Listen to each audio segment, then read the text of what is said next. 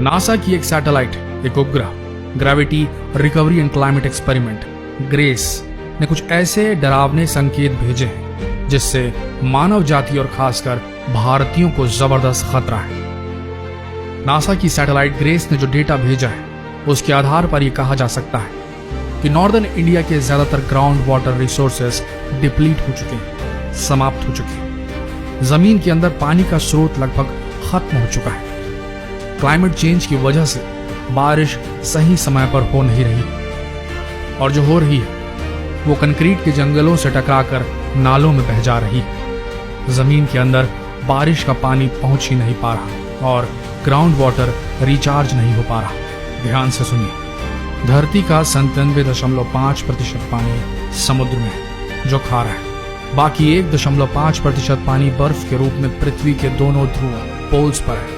बचा मात्र 1% पानी नदी, झीलों, झरनों और कुओं में है। मात्र 1% पानी जो पीने लायक है। इस 1% पानी का 60वां हिस्सा खेती और इंडस्ट्रीज, फैक्ट्रीज में खपत होता है। बाकी का 40वां हिस्सा पीने, भोजन बनाने, नहाने, कपड़े धोने एवं साफ सफाई के लिए मिल पाता है। आज की स्थिति बता रहे हैं आपको। इस धरती पर रहने वाले चाहे किसी देश का निवासी हो, पर 10 individuals 2 do not get clean drinking water.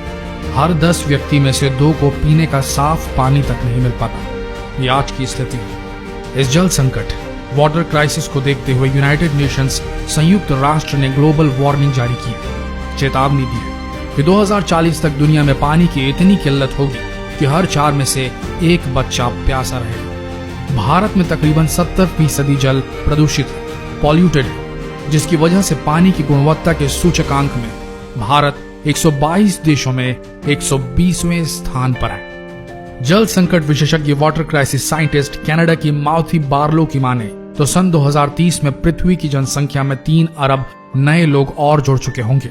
80% और अधिक पानी की आवश्यकता होगी, दरकार होगी। कोई नहीं जानता यह अतिरिक्त, यह एक्स्ट्रा पानी आएगा कहां से। पहले जब पॉपुलेशन कम था तब गंदगी भी कम हुआ करती थी और नदियां अपना उपचार, अपना ऑटोमेटिक ट्रीटमेंट खुद कर लिया करती थी।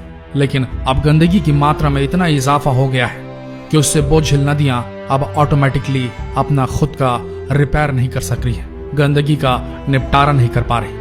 पहले लोग नदियों के किनारे जाकर कहते थे कि ये नदियां हमारे तन और मन को धो देती हैं, हमारे पाप तक धो देती हैं, पर अब यही नदियां हमसे रो रो कर कह रही हैं, मुझे बचा लो, मुझे और गंदा मत करो, मुझे बचा लो। और हम रोज दिन और रात इन नदियों में टनों टन कचरा डालते जा रहे हैं। हमें क्या होना है?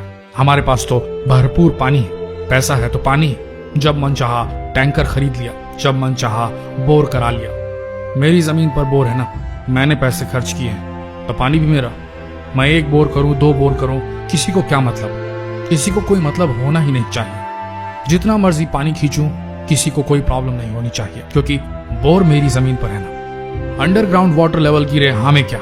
हमें तो पानी मिल रहा है। भाड़ में जाए अंडरग्राउंड ग्राउंड वाटर सोर्स, सूखना है सूख जाए, पैसे हैं हम खरीद लेंगे पानी बाहर से।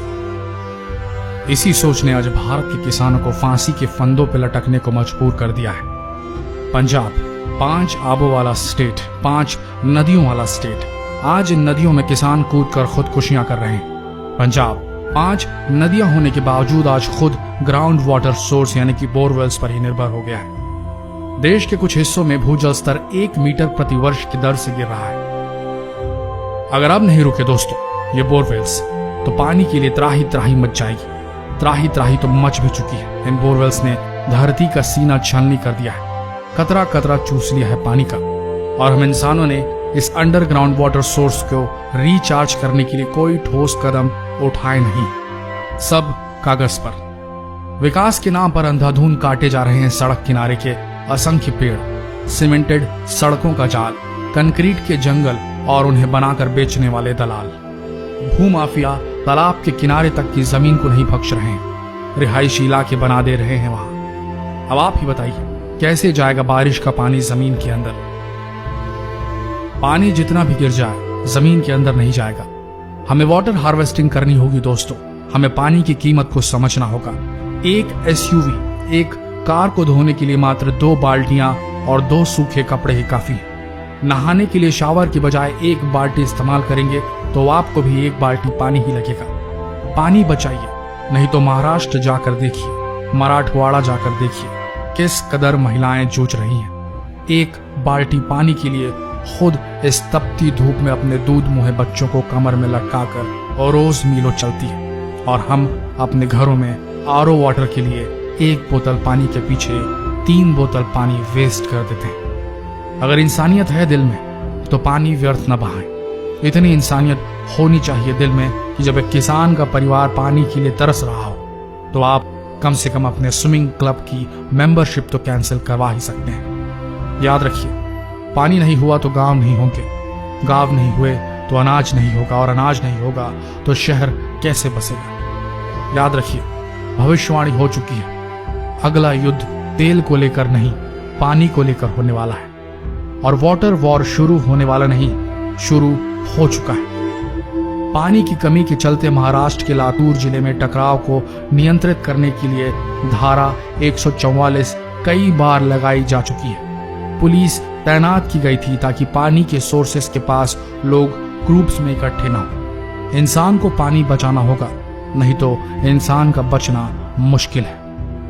ये वीडियो हर इंसान को शेयर करना होगा, हिंदुस्तानी हो या पाकिस्तानी, अफगान हो या बांग्लादेशी, भूटान से हो या नेपाल से, जो भी हिंदी भाषा को समझता हो, जिस किसी के दिल में इंसानियत हो, इस वीडियो को जरूर शेयर करना दोस्तों।